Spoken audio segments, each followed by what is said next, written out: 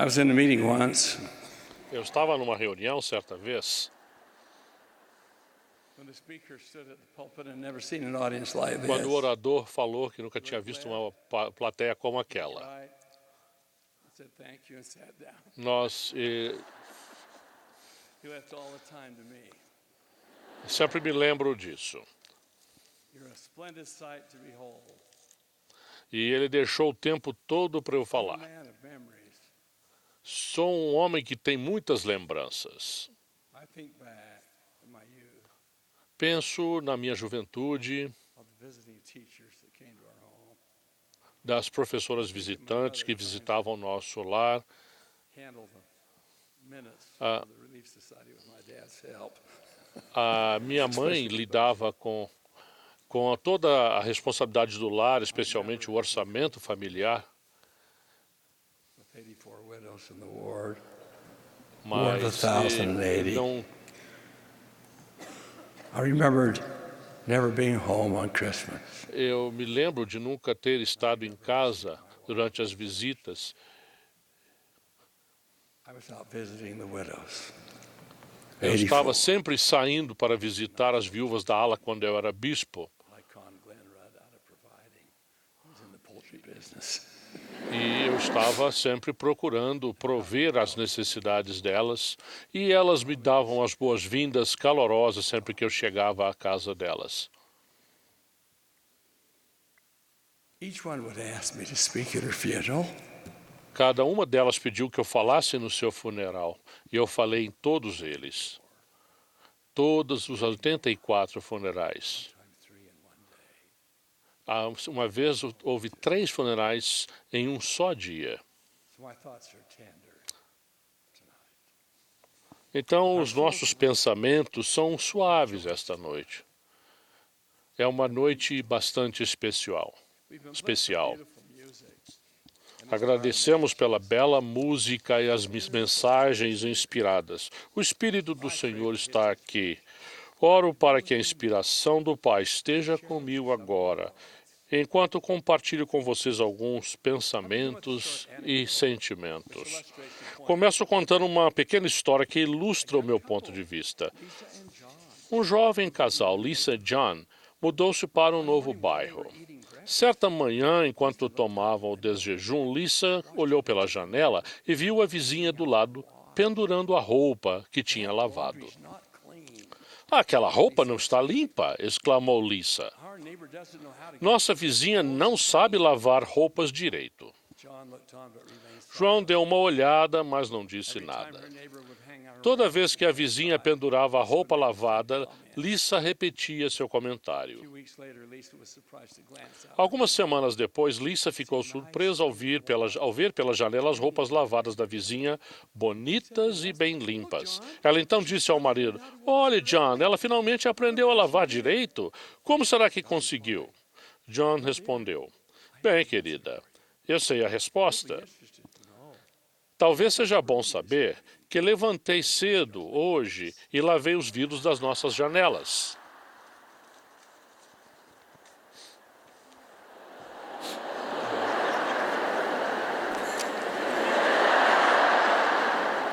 Tonight, I'd like to share with you a few thoughts Nesta concerning noite, gostaria de compartilhar com vocês algumas ideias sobre como enxergamos os outros.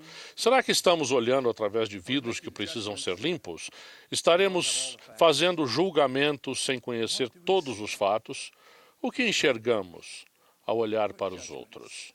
Que julgamentos fazemos deles? said the Savior. O Salvador disse: "Não julgueis." E continuou: "Por que reparas tu no argueiro que está no olho do teu irmão, e não vês a trave que está no teu olho?" Or to paraphrase, Ou, parafraseando, por que reparas naquilo que pensas ser a roupa suja do teu próximo, mas não percebes a imundície nos vidros da tua casa? none of us is perfect. Nenhum de nós é perfeito. Não conheço ninguém que declare sê-lo. Some reason, No entanto, por alguma razão, apesar de nossas imperfeições, temos a tendência de apontar os erros dos outros. Julgamos as pessoas tanto pelo que fazem como pelo que deixam de fazer. Não há como conhecer o coração, as intenções ou as circunstâncias de outra pessoa que talvez diga ou faça algo que consideremos motivo de crítica. Por isso há o mandamento: não julgueis. Há 47 anos, na Conferência Geral, fui chamado para servir no Quórum dos 12 Apóstolos. Parece que foi há uma eternidade atrás. Naquela época, eu vinha servindo em um dos comitês gerais do sacerdócio da igreja e, por isso, antes de meu nome ser apresentado para apoio, fui sentar-me com meus colegas daquele comitê do sacerdócio, como de praxe. Minha esposa, no entanto, não sabia onde ir ou com quem se sentar. A verdade é que ela não conseguia um lugar no tabernáculo para se sentar. Uma boa amiga dela, que era membro de uma das juntas gerais das auxiliares e que estava sentada em uma área designada para juntas, convidou a irmã Monson para sentar-se com ela. Essa irmã não sabia nada sobre meu chamado, que seria anunciado em breve, mas ela viu a irmã Monson, percebeu sua dificuldade e, graciosamente, ofereceu-lhe um lugar. Minha querida esposa ficou aliviada e grata por essa gentileza. Quando se sentou, entretanto, ouviu altos cochichos na fileira de trás, proferidos por uma pessoa da junta que expressou aos seus pares o seu desagrado, porque um membro da junta tivera a audácia de convidar uma intrusa para sentar-se na área reservada só para eles. Nada justificaria esse comportamento hostil, fosse quem fosse que tivesse sido convidada para sentar-se ali.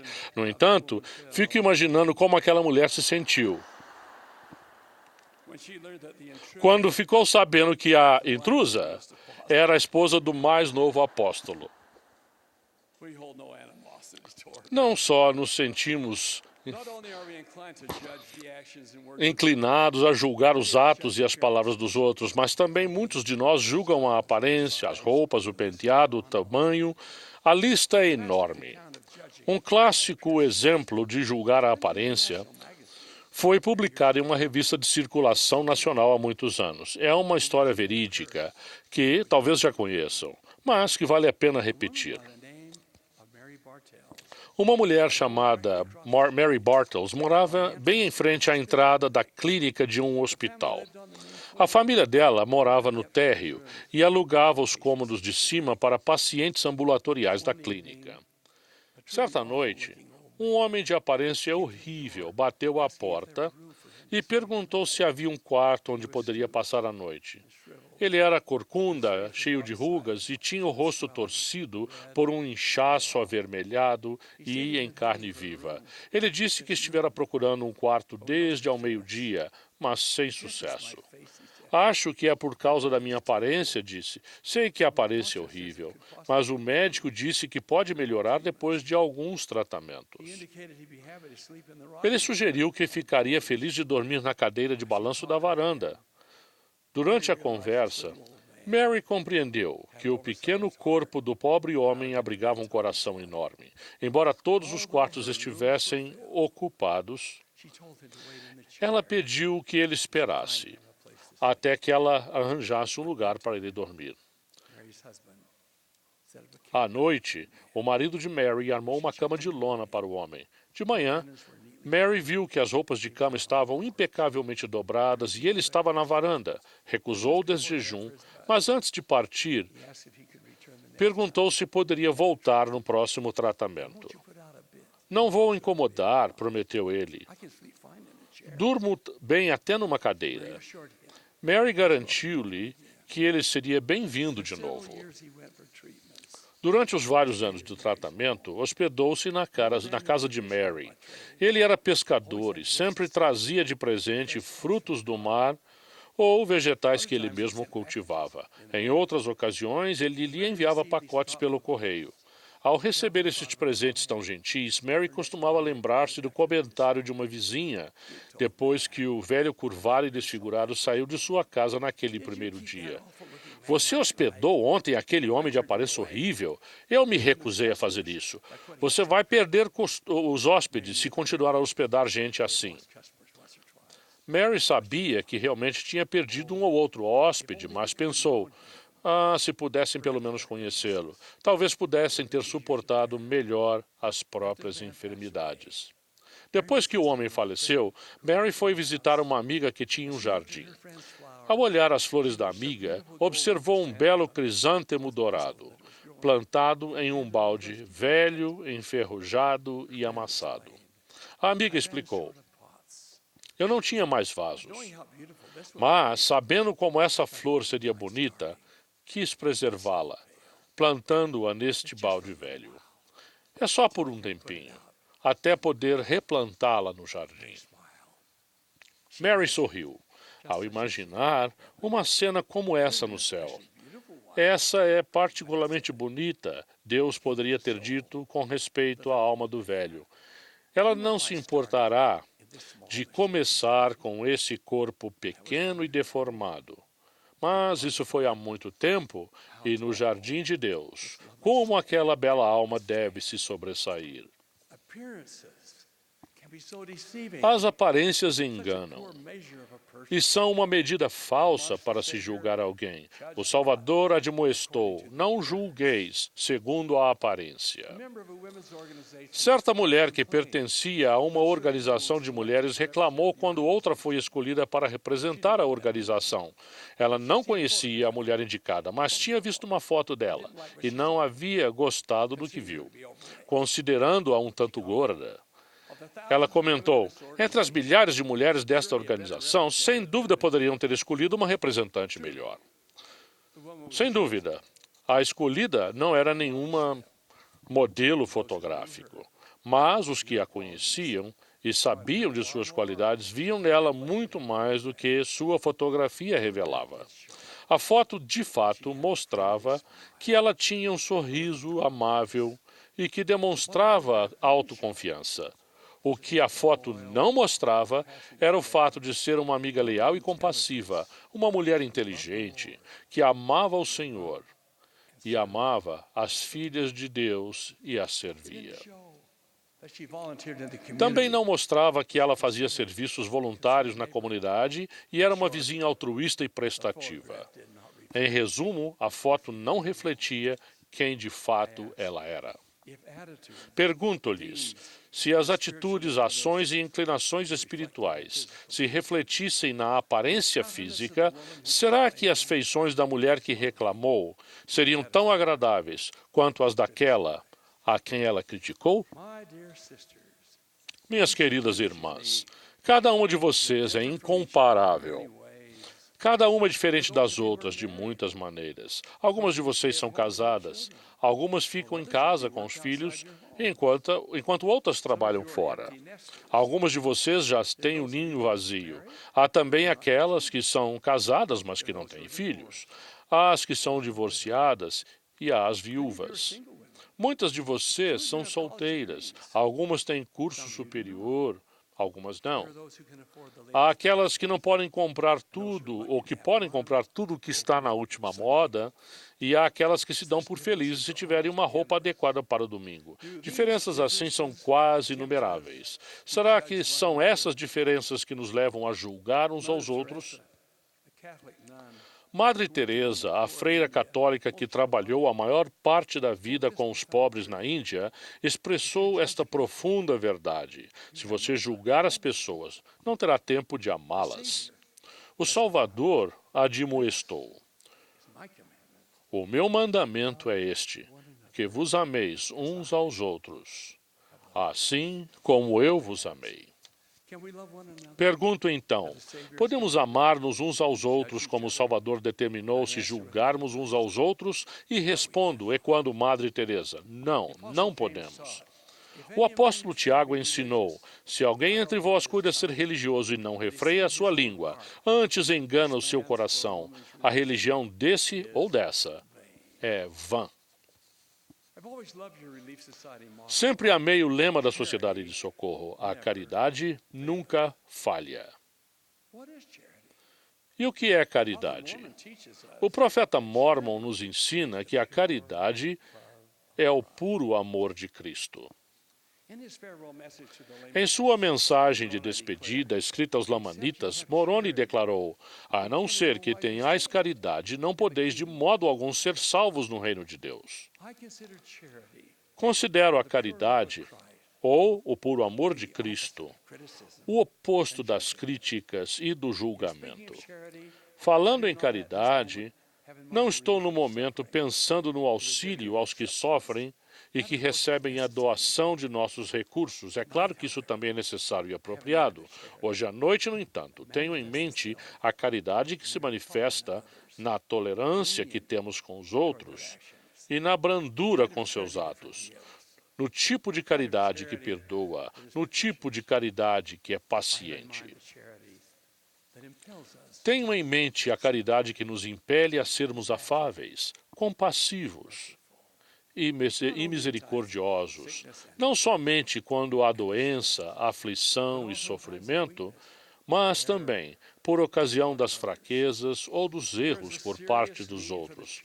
Há uma necessidade concreta do tipo de caridade que dá atenção àqueles que passam despercebidos, que dá esperança aos que estão desanimados e que ajuda os que estão aflitos. A verdadeira caridade é o amor em ação. A necessidade de caridade existe em todo lugar. A caridade necessária é a que se recusa em satisfazer-se em ouvir e repetir relatos das desventuras que ocorrem aos outros, a menos que seja para o benefício daquele que sofre.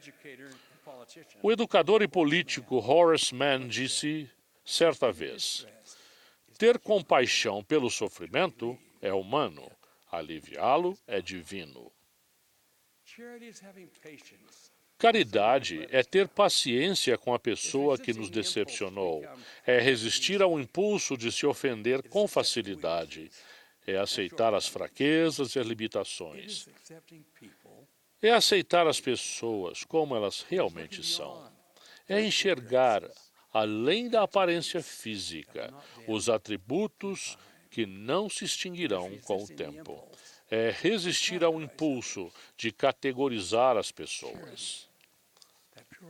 A caridade, esse puro amor de Cristo, manifesta-se quando um grupo de mulheres jovens de uma ala de solteiros viaja centenas de quilômetros para assistir ao funeral da mãe de uma de suas irmãs da Sociedade de Socorro. A caridade se manifesta quando professoras visitantes dedicadas procuram mês após mês, ano após ano, a mesma irmã desinteressada e crítica. Ela se evidencia quando uma viúva idosa é lembrada e levada aos programas da unidade e às atividades da Sociedade de Socorro. Ela é sentida quando a irmã que se senta sozinha na Sociedade de Socorro recebe o convite: "Venha, senta-se conosco."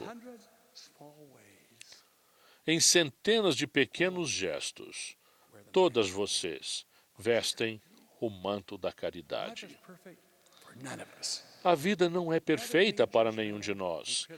Em vez de sermos críticos e de julgarmos uns aos outros, que possamos ter o puro amor de Cristo por nossos companheiros nesta jornada da vida.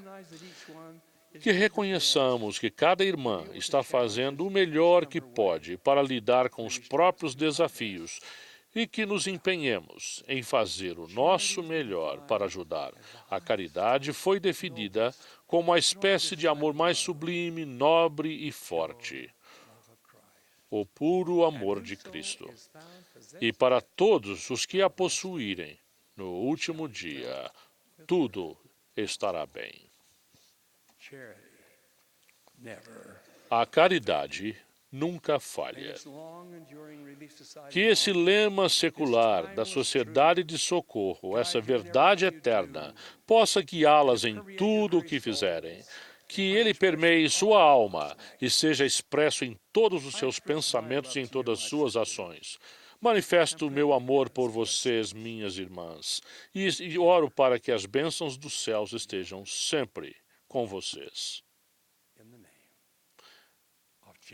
Em nome de Jesus Cristo.